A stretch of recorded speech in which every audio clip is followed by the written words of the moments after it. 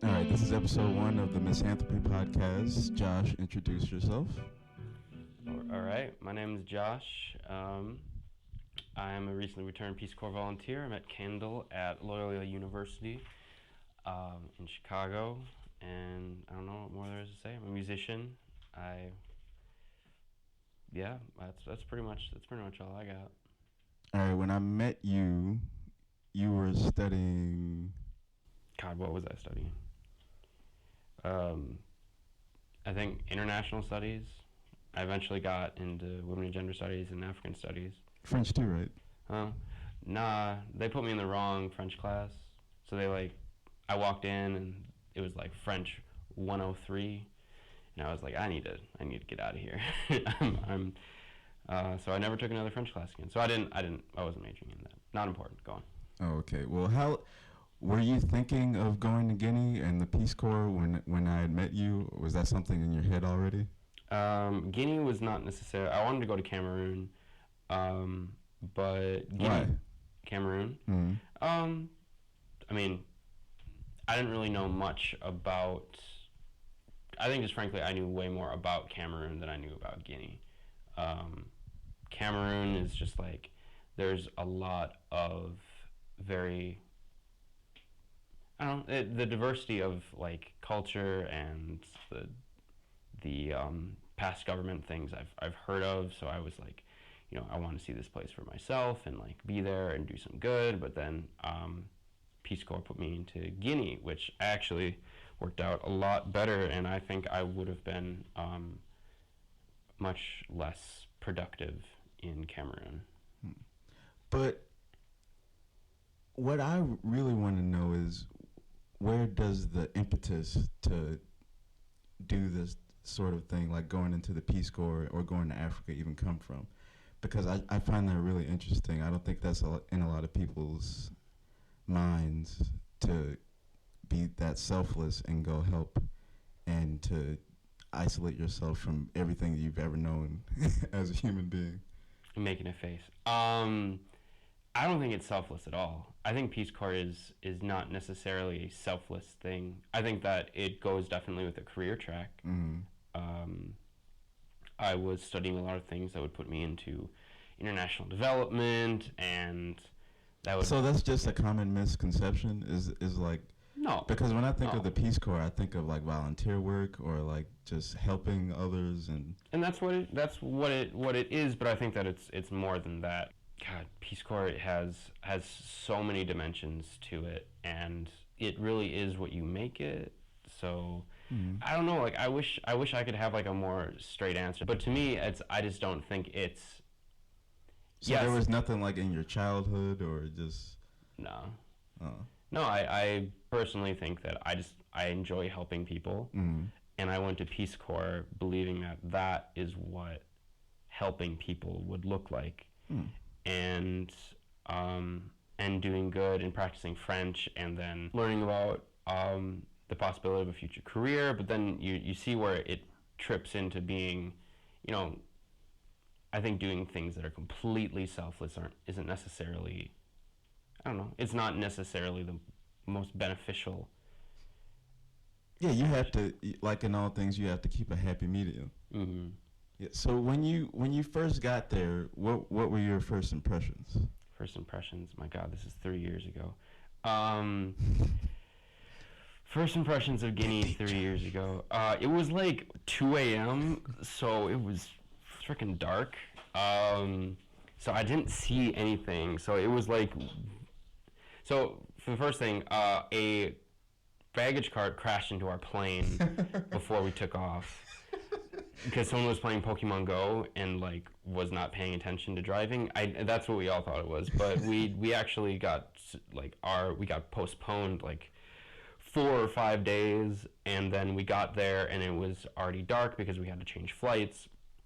So all of the activities that they had planned for us didn't go into effect, and there was like 46 of us. So I don't know, not a lot of like, I don't think I had a really strong first impression. We were just so tired, and like, it's a huge, it's such a long flight, such a long flight. So something that really struck me when we used to talk, I asked you once what you were making and what like other people were used to living on in the country. Can you go into that a little bit? Oh, okay. So I made 2,600,000 Guinean francs a month, which is around $250. And then but the other thing is that I'm supplemented again about $250 a month into a different account for a readjustment allowance, which is what I'm living off of now that I'm back, until you get a job and like find things out. But my living allowance was probably the highest in the country, if not, it was one of the highest, if not the highest in the country. $250. Yeah, and you say that, but it's like, there are people living on 20,000 a day, which is about $2 a day. Okay. Your neighbors are like living on that. Portion that out, like you're usually the most wealthy person in the community, and Peace Corps wants to make you, the reason I had that much money was because I had to do, there's like monthly visits to your regional capital, and my regional capital was one of the farthest regional capitals of anyone, because I was out in a place that they hadn't necessarily prepared for a volunteer before. Yeah, when you told me that, I just thought it was crazy because I just can't imagine living on that. It's very hard to fathom. I mean, let's a tomato in the United States is how much? It depends. But like give me like, what is your like tomato? $2. $2 for a tomato? Yeah. Like a fist-sized tomato. Mm-hmm. Okay, that was about 50 cents. So the cost of living is drastically lower. Right. Yeah. So what were the people like when you got there? Was it? Well, that is another hard question. You're asking all the hard questions. Yeah, well, I mean, I want to dive right into it. I want to get into the meat of your stay. There's so many different types of people in this world, and they're all represented in different parts of the planet. So it's like, I found people who reminded me a lot of the people I knew back home. Like my friends in Guinea, I would have made similar friends here in the States. Like, people are very, very welcoming. They're so much nicer than people in the States. How so? I've shown up to someone's house not having any money because I was required to go back and forth from the regional capital before my actual regional capital visit, so I was paying twice the amount. What ended up happening is I got back and I had 30,000 on me, which is not like which most people would be like, yeah, you're broke. And one of the people just fed me for like 3 weeks. Wow. So I feel like that just shows you the values of the people in that country. I would say that everything is as complicated socially as we experience. I think saying that the general idea is to be welcoming and invite, but it's also being welcoming in a societal context, in a social context. Mm. Like in Guinea, when someone is invited over, like it's their word is law, and like it's Whose word is law? the guests. Mm. And there's just such a dynamic to it that it's like I don't want it to wash over it with this idea of they're welcoming and inviting and things like that, because it's like that Well, would yeah, be, they're human beings, and Yeah. they're as nuanced and complicated as the rest of us. exactly. Which is part of the reason why I wanted to talk about this and do these interviews, because I just feel like there's too many unsophisticated, one-dimensional ideas and views of people around the world, Oh yes, yes. and to advance as a species and as people in our different places throughout the world, we really need to expose ourselves to different ideas and customs and practices that exist. Because if we don't do that, status quo, which isn't good. Mm-hmm. So the context in which you were there was in the Peace Corps. So what was that like? Was it like really bureaucratic? Was it Talking. really Keep talking. was it limiting? Go to the DMV. That's what the Peace Corps is like. No, no, that's not true. That's not true. I want to say as much truth in as little time as I can. Okay. Peace Corps it's what you make it. Mm-hmm. And the people who work there have been working with people who are trying to make it, who are trying to live that ideal, which is very difficult. It is very difficult to be the boss of someone who is engaged in a program that is kind of what you make it. Mm-hmm. Because that means there's a general platform in which we're supposed to be working. For example, I was a public health volunteer that eventually became the social media coordinator for Peace Corps Guinea, Mm-hmm. and my job was to be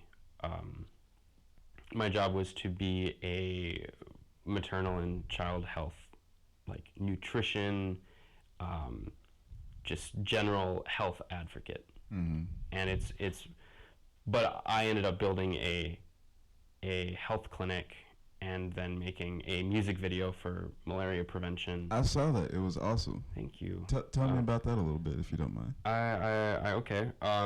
That was a lot of learning.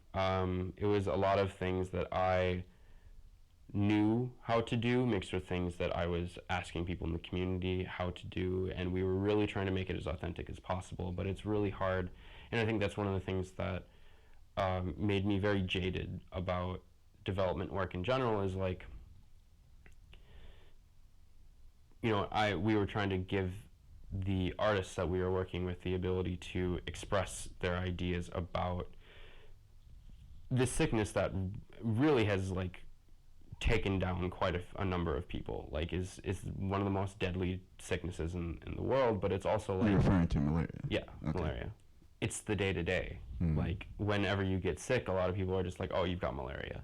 Wow. And it's not something that a lot of people freak out about.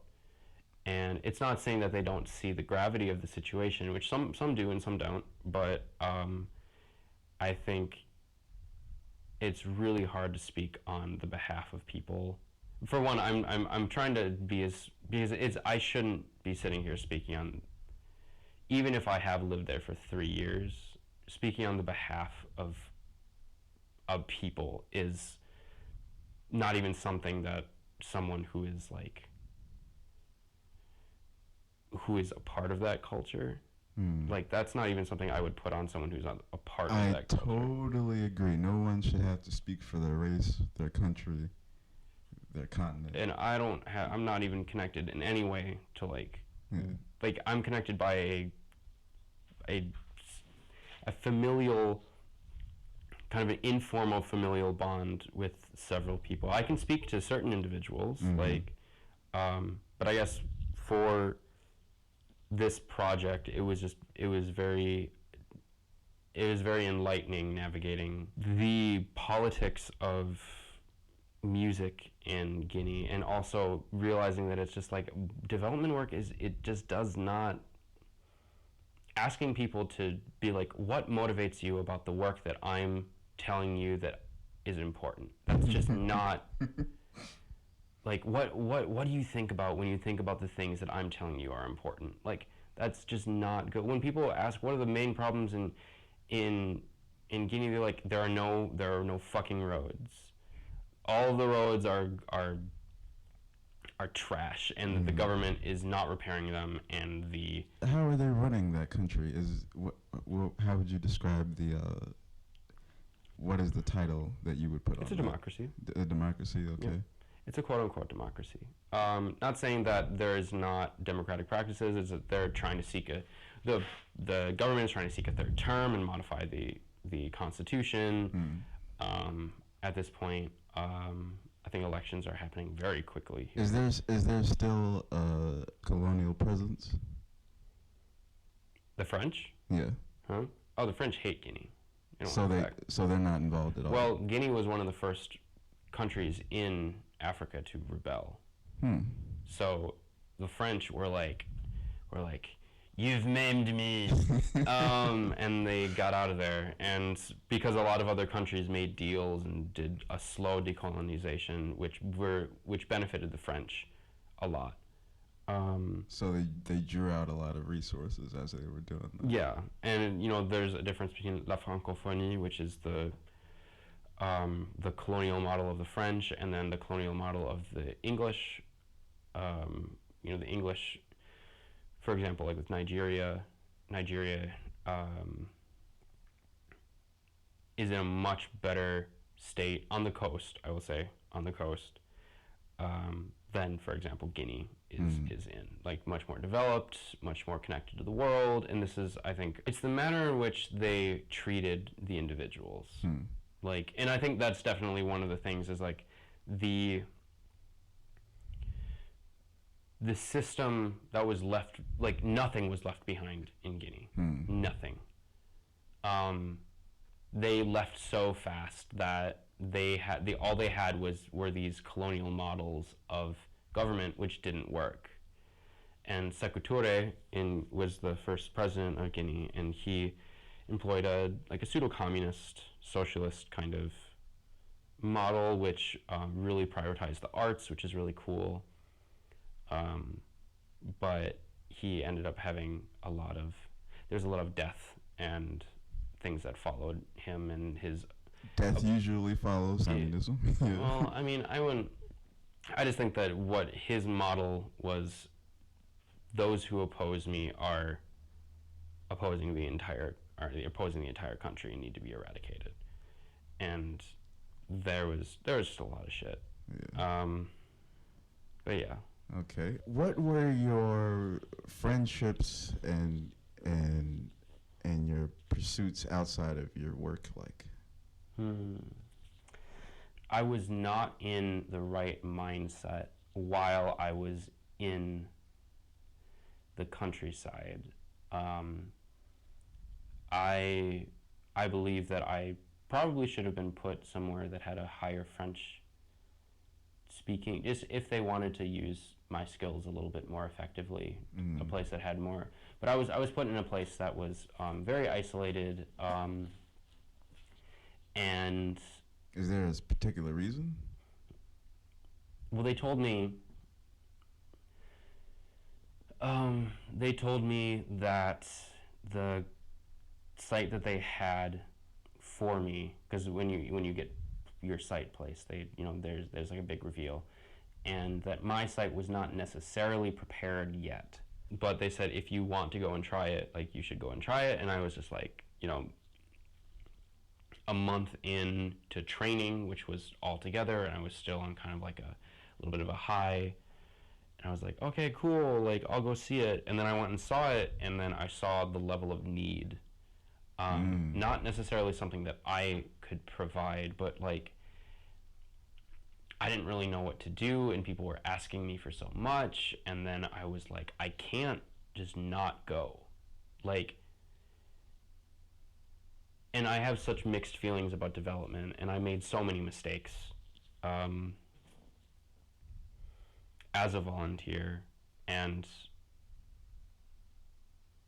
I think that I probably would have been more effective elsewhere, and I probably should have realized Aren't that. you being kind of hard on yourself? No, I had 3 years to figure this out. Like, you know, I think that it was just very difficult to. And when you're talking about friendship, and this is where I was trying to get with this, is I was often very broke.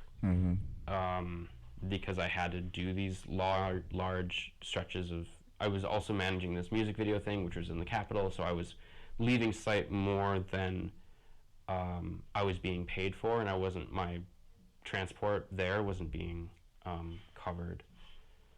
So I don't know. I do think that it made it more difficult for me to make connections with people because I was so transient in these communities. Like I was doing big projects, but I had very strong work relationships, but I wouldn't say I developed many incredibly strong friendships that I felt comfortable with and that made me feel good until I got to the main city, where I have 1,000 people who I love. So that was the best part of your experience there? No. Oh, okay. Well, what was the best part? There's no best part.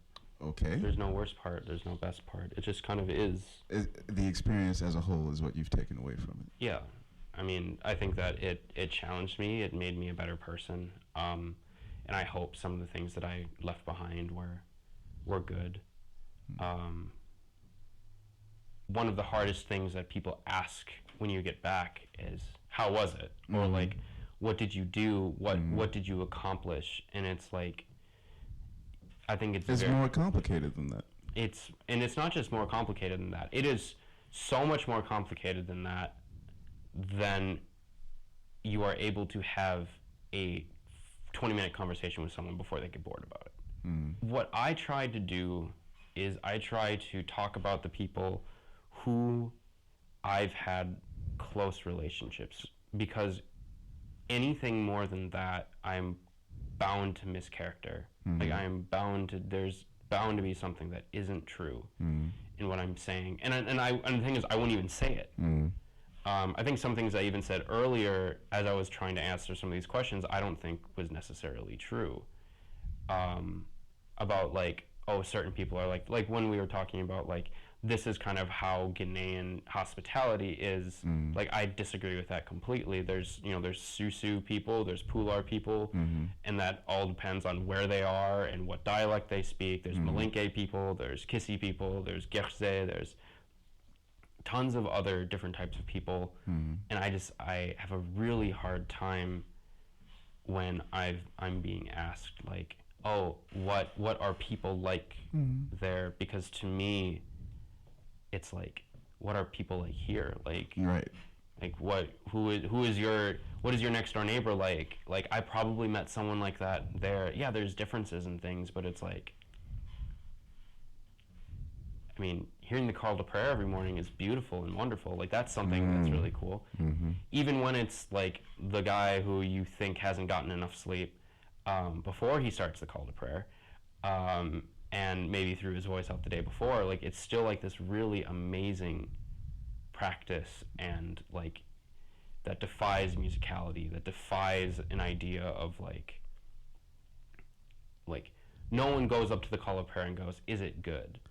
Everyone goes to the call of prayer like, this is significant. Like, this feels, even if you're not a part of that religion, you're like, there's something awe-inspiring about this voice traveling across the countryside, like, that unifies a community. Like, that, there's something so incredibly beautiful about that. And like, that is something, because that is my personal experience. And it's like, you know, I didn't even go into a mosque.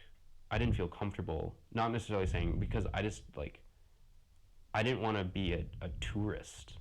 Like, and people were inviting me there, and you know, again, I made tons of mistakes. I think I should have been more receptive to an invitation because they know what's best for their culture, and if they're like, You didn't want to slide into like some type of voyeuristic. yeah, but that's the hard thing, is it's a balance between what I'm like, okay, I don't, from an American perspective, I don't want to exploit this experience for something that it isn't. But then they're like, nah, fuck that, come on. like what are you talking about? Like, what is this bullshit you're talking about? And like, you know, I talk to people about race, and I talk to people about society, and how like I talk to people about appropriation, and like I talk to people in the States about like, should I wear a certain garment? And I think I talked to you about this, and I think a lot of people were talking to me saying like, oh, you know, if you know you've been there for so long, and like, you know, I just like wear it with like care, nothing that's like that has a specific traditional that would not necessarily be worn out in the day to day. Normally, like I would never wear like a boo-boo, which is like a what you wear to prayer. Like I would never wear that here. But like you get some pants made, like whatever. But when I ask someone in game, they're like, wear everything, wear all of our stuff, wear it everywhere. Get all of your friends to wear it. Get all of their friends' friends to wear it. Like. But you don't necessarily take that as a pass to do it anyway, though. Huh? No, but I think, why don't I? To me, it's like, because I heard that from every person exactly. I talked to. They're the people there, and they seem to be fine with it. But, and this is another but, it's so different wherever you, and I think that's just the hardest thing is like, do I, like, where, it's not who do I listen to, it's all about being respectful to everyone. It's about remembering that, you know, there was a culture that was just ripped from people who were brought to the state, who were stolen from where they, like where their ancestors were. I understand the whole, like, American culture of, like, the left-leaning side of being really respectful and not appropriating, and I think it's extremely well-intentioned, and I think it is moving our society forward to a place where it should be. But also, I just feel like it's only a part of what needs to be happening, because if you take that perspective too far, it kind of does this thing where it eats itself, and you end up not being able to share in other things, if that makes sense. I don't know. I think, yeah, I have no idea. I don't know how to really respond to that. Well, if people are too scared, not saying that anyone is scared, but I'm just saying I don't ever want to get to a point where someone like you, my friend, feels like they can't wear something from another culture because they're white, or believe me, I'm not saying that. Like, if someone in Guinea gave me something, or I commissioned it from a tailor, like, I would have no qualms wearing that, and I have, and everyone is like, those are some sick pants, dude, or like, and I'm just like, yeah, like, they're really, and this is kind of like I think everyone has been really positive about that, so, like, I never received the, you should never wear that, because I don't think that's logical. I think that's not logical. I think that's a particularly American. No, but what I'm saying is, from Americans, I never received that from any of the friends, like, who I counseled on this. No one ever said, don't wear that. They're just like. But there are people who would tell you that. That's what I'm saying. I'm saying that there's a group of, there's people who would tell you that. And that's what I don't really agree with that. But to move on, how did on the tail end of your stay there, what was that like, you leaving? It wasn't the way I wanted to go. But it was very sweet, the response I received. And I got to stay for the things that I really cared about. Mm-hmm. There was a project that I wanted to do, and I still want to do, like helping, doing some research with some of my friends in Guinea, Celia Bangura and Abdoulaye Condé, on what resources and what kind of services could be available to bring artists, give artists the tools they need to make the music they want to make, without having to suffer through things like, you know. Is the government helpful with the arts? Not particularly. The only civil suit that I believe, unless this has changed since I left or since I got to Conakry, because news travels very slowly, I believe the only civil suit that has ever been levied by the government agency that monitors copyright was against itself. Because they used 2,000 Ghanaian songs over the course of 20 years for tourist stuff. And they paid everyone like $15 to $200 for their work over being stolen over 20 years. So that's horrible. yeah, they don't do much good. But so it's left to the people, and it's left to donors, and a lot of organizations are so hell-bent on the like basics of life in these countries. So for example, there's so many nutrition-based organizations in Guinea. There's a ton of NGOs that are health-based or education-based, and those are all incredibly important. Like incredibly important, whether or not they, or at least the initiatives themselves are important, perhaps not the organizations that are doing them. But there also should be things like, and the reason why they do that is because these are organizations that are used to working in conditions that are unfavorable. Mm-hmm. And organizations that are not used to working in conditions that are unfavorable are organizations that do things like art sponsorships. And, you know, there are some of those, but they're just not in the same gravity. So all in all, there's a ton of work that still needs to be done. Yeah, like, and to me, that's the most important thing that I want to get back to. And I want to do some grant writing and do some fundraising and try and create sustainable approaches to artist resources in Guinea. Like that's. You were there during. I'm sorry to interrupt you. Mm-hmm. You were there during the government shutdown. That sucked. What was that like? That sucked so much. Delays in payments and. Delays in payments, no one could get a grant funded through Peace Corps, and that's the only ones you can get funded because you can't do crowdfunding in Peace Corps, which is a good thing. Because then you're not,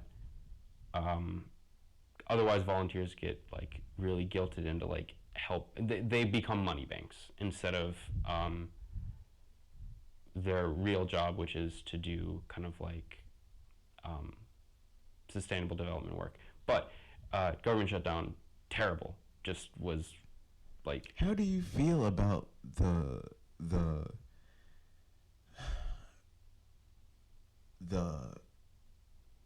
major differences in investments in our government between things like war and military and defense and things like the Peace Corps?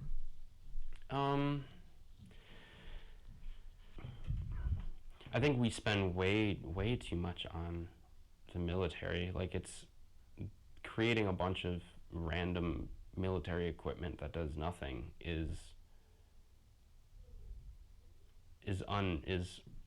unreasonable.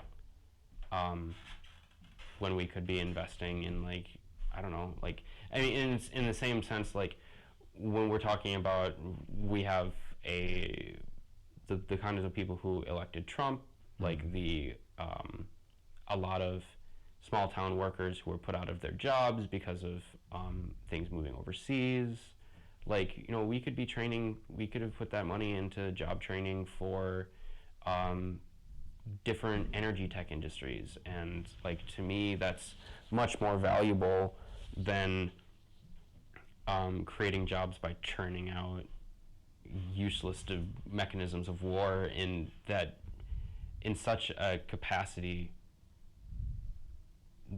that kind of alludes to global conflict on a scale that just won't happen anymore. Yeah. Like, things like World War II. Yeah, like that's just not. We're making pretty things that sit in parking lots. Yeah, conventional warfare is not going to happen. But I don't know, and I guess comparing that to Peace Corps, like, do I think Peace Corps should get more funding? I don't know, because they're sending untrained individuals into places that they are usually not familiar with, not always, usually not familiar with, to do work that is, I don't know, that is usually outside of their wheelhouse. And so it's like, do I think they should get more money for that? No. Do I think that they might be able to put more funding into hiring better people for for administration? Yes. Oh, yes, definitely. I think that they should definitely hire better, more qualified, more dedicated people to work as administrators and things like that. And then also supporting local organizations and partnering Peace Corps with local things so that volunteers come in and have something to do and feel really connected to the entire community in the country, not just their small village, but, like, you know, maybe they have their favorite youth organization that they work with that's actually partnered with Peace Corps for 20 years. That would be great. Which happens in a lot of other countries. Guinea is just an exception. We've been in and out so many times because of things like Ebola and war just in general. And some other things that were not necessarily grounds for leaving, I don't think. But those are my thoughts. So you were talking about the call to prayer earlier. Oh, yeah. And one of the things that I wanted to talk to you about are your religious views. Okay. Do you really have any? Are you an atheist? If you feel comfortable talking about that, are you an agnostic? I feel way more comfortable talking about this than Peace Corps. Okay. Like, way more. Okay. I truly don't know what I believe. I think there's been a huge emergence in spirituality lately and maybe I was just gone for it, I don't know, or not in the right circles to experience it when it was starting to happen, but I really don't know what I believe. I have a strong feeling that I don't believe in a divine. I believe in energy between people, but I also see that not as something unseeable or unconnectable, but something very physical and something very observable. So you believe that there's something else, that we're more than just like a body. There's something else to us. But I don't think, and if we're talking about like a spirit or a soul, it's like if I would compartmentalize that into a personality, which definitely has ties to the body. I don't think so. You're going for a more like psychological. Yeah, I think that there are various transcendental approaches to atheism. Mm-hmm. But I don't want to drop myself in atheism because I also believe that I have the ability to change and to evolve as a thinker. My personal belief is that I get turned off when anybody is like they know something exists or doesn't exist. Either way, on either side of that spectrum, it just seems too strong of an answer to me. I think that's not what I would say. Well, I think what would you say? I I find great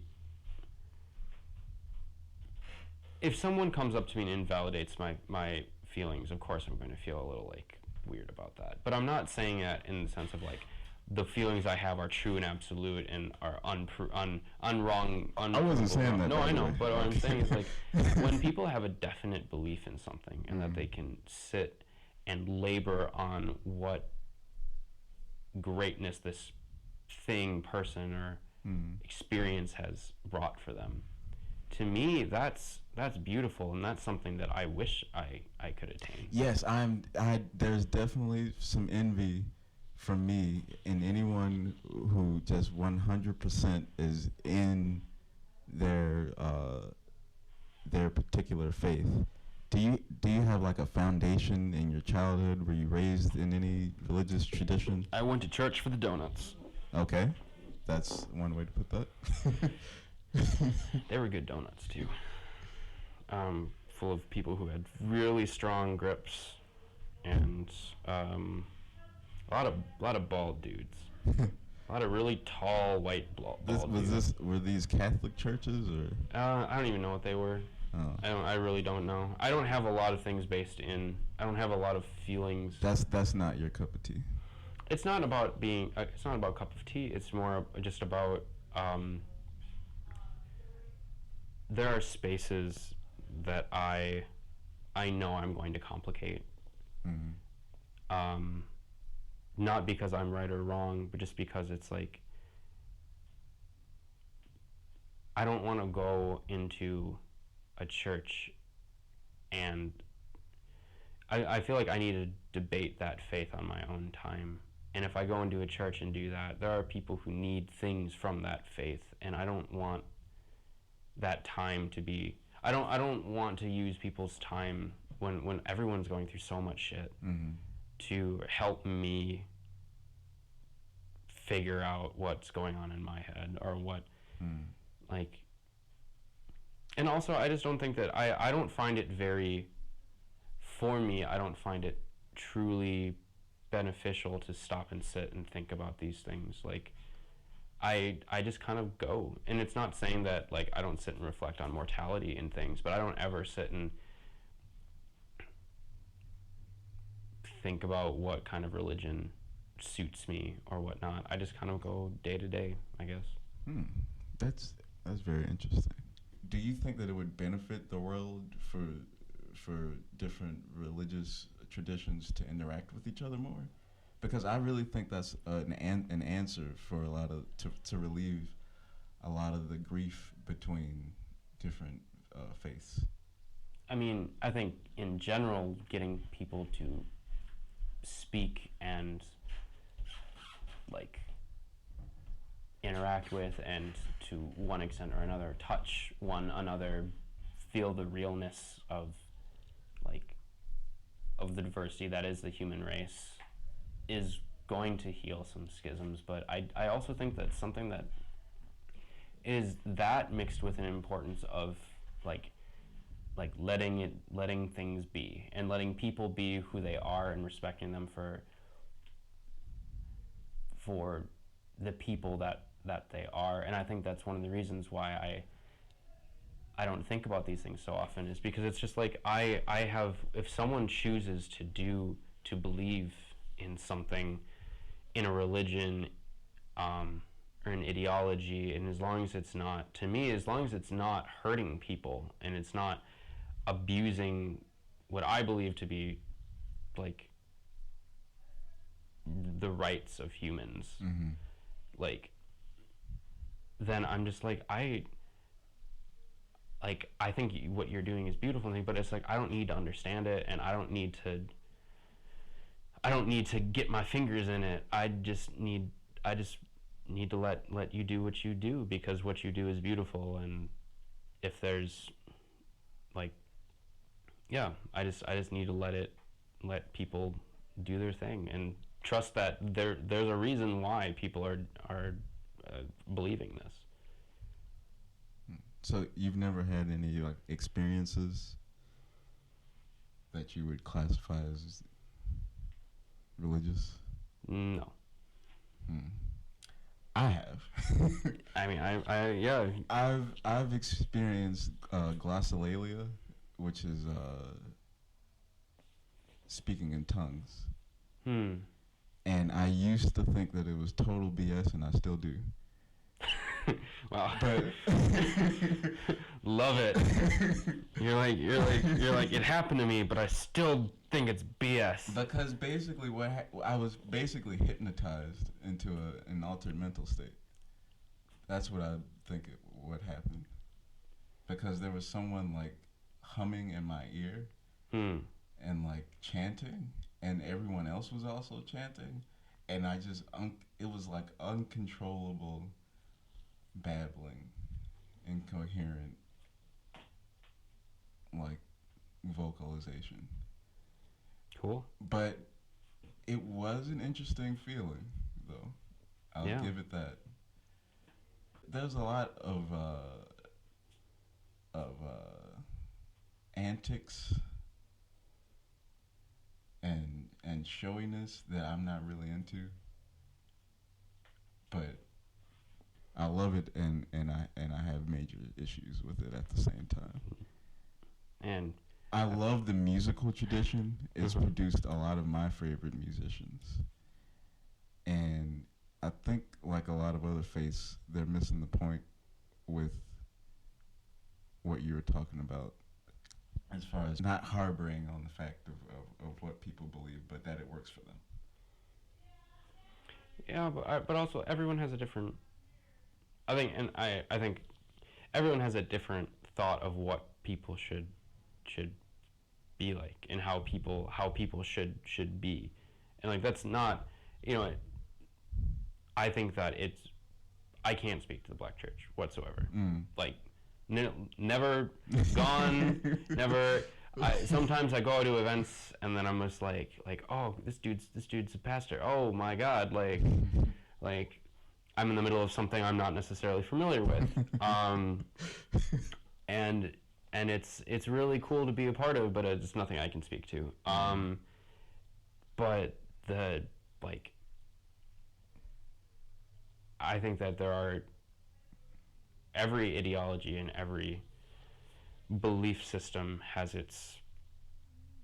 a list of truths to it, and those truths will evolve in the way that they evolve, and the people who want to change that are going to be the people who want to change that. And it's like, if you truly feel so invested in something and then disagree with it so heavily, for example, I love my family, but there's a good half of my family who is very, very homophobic and very, very racist.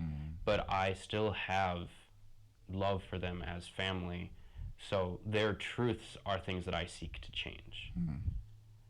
So it's like, for everything that people are invested in but still, and then there's also things where it's like, if someone else's truths invade on your truth, and their truth seems to be the one making laws, then it's like, that's totally valid. Like, as long as someone's truth is invading upon your truth, like, no matter who you are and what thing you are, like, you will probably fight for it.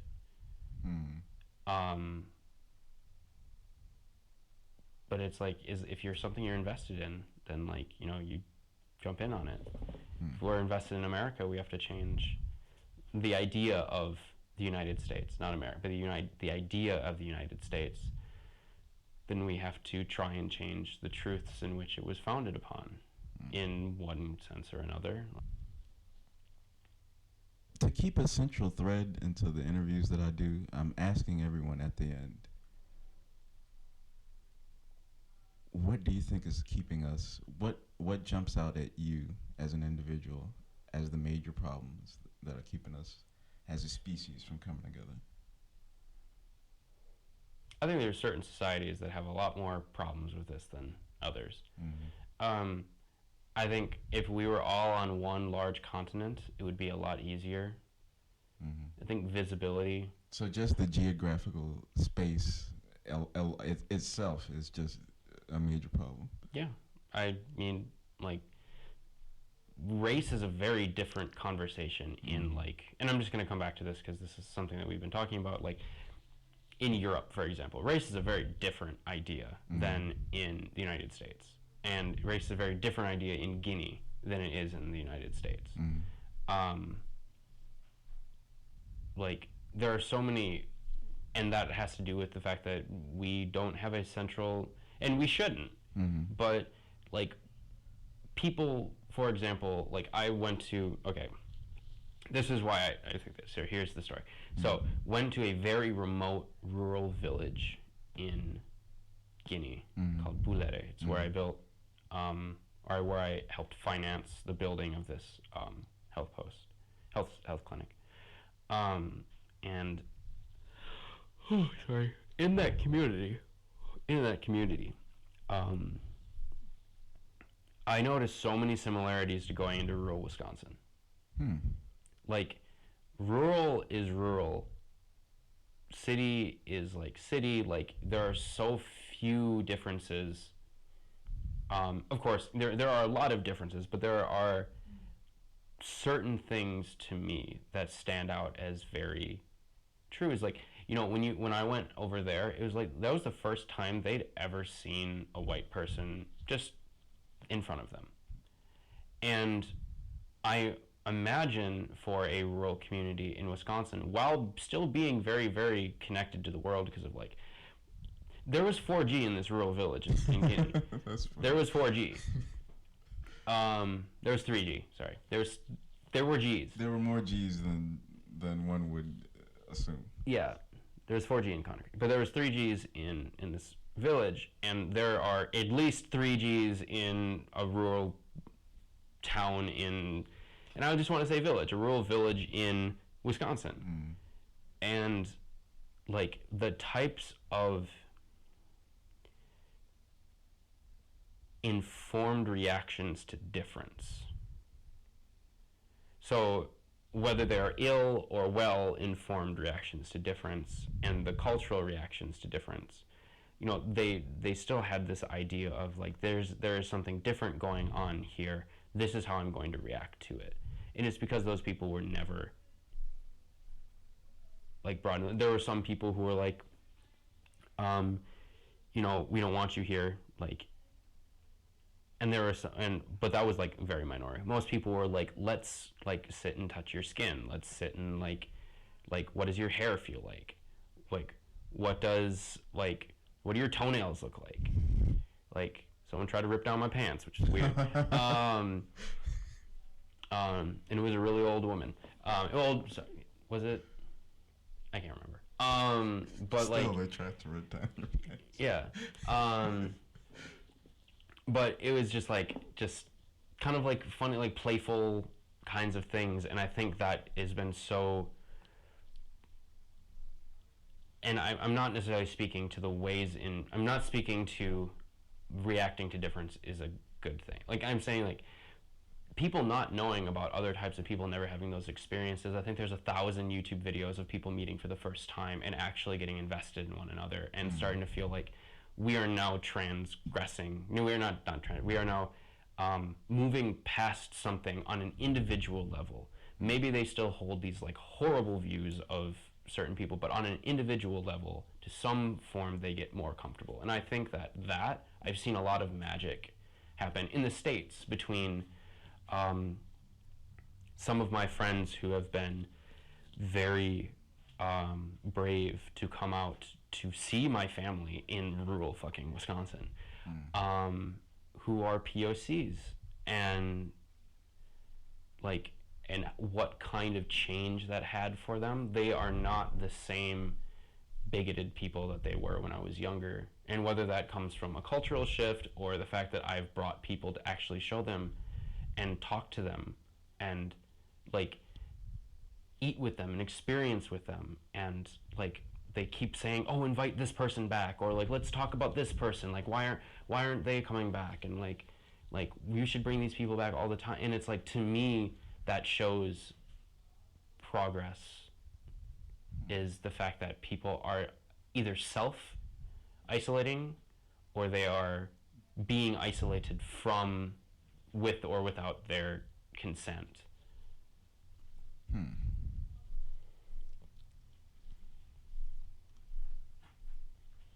Yeah, I can't really. Yeah, I agree with all of that. It just feels like the world is in its infancy in a lot of ways. Uh, we've never been this connected. So I think a lot of the friction and the problems of the world are just growing pains because, like you said, when your family met different people, they changed, and because it hasn't really been that long since the world has been as mixed up as it is, I think we're just seeing the first reactions of integration. And the further along that we get, the better it's going to be if you want to take an optimistic look at it. But there are the people who are fighting to stay isolated. Like you said, they're isolating themselves. And there are still people that are being kept from one another. But I guess we just have to get past that, right? I mean, something really beautiful is happening in like Eritrea and Ethiopia. They're not at war anymore, right? Yeah, and there's like open borders, and people are now coming back and forth, and like I think that's I hope that's written down as one of like the great transformative moments of these times we're living in, because that was super important, and that kind of I don't want to speak too much on it because I don't think I'm as well informed as I would like to be before I spoke. Well, on it, this okay. Just so everyone knows, we're not doctors or professors. We're two friends speaking, so I think that we're allowed to talk in an uninformed way about. Yeah, but everything. I just don't like practicing my life that way. Okay. Like, I think that stopping yourself before you say something it's not even before you say something that's untrue, before you claim to know about something that you don't, or that you speak in a manner that expresses that you know something that you don't. I don't think that's a good thing. Yeah, okay. And I think I've done that a lot in life, and I think, if anything, Peace Corps is a That's great transformative. self-reflection. Oh yeah, like I think I have the thing that I've worked hardest on in my life is to say when I'm wrong, and to admit when I need to move past things. Would you say that that's another huge part of the human species coming together? Is admitting when you're wrong. Yeah. Yeah, and people need to fucking do that, because if you do, like, there's so little, like, accountability. Well, no, there's so little wrong with admitting that you're wrong. There's nothing wrong with admitting that you're wrong, and because it's humbling. And if you do it a lot, it just means you're changing. And a lot of people see that as being ingenuine, but it's not being ingenuine. It's bringing yourself into a world and then allowing it to shape who you are. And if you don't do that, you're just an idiot. Okay, I think that's a good place to stop at. If you don't admit you're wrong, you're an idiot. Well, putting words in my mouth. Well, no, that's me saying that, and Josh said what he said. But, okay. Thank you for listening. This is the end of episode 1. Episode 2 will be my friend Jamal Taylor. We're going to talk about his stay in a psych ward. So, this has been the Misanthropy Podcast, episode 1, and we're out.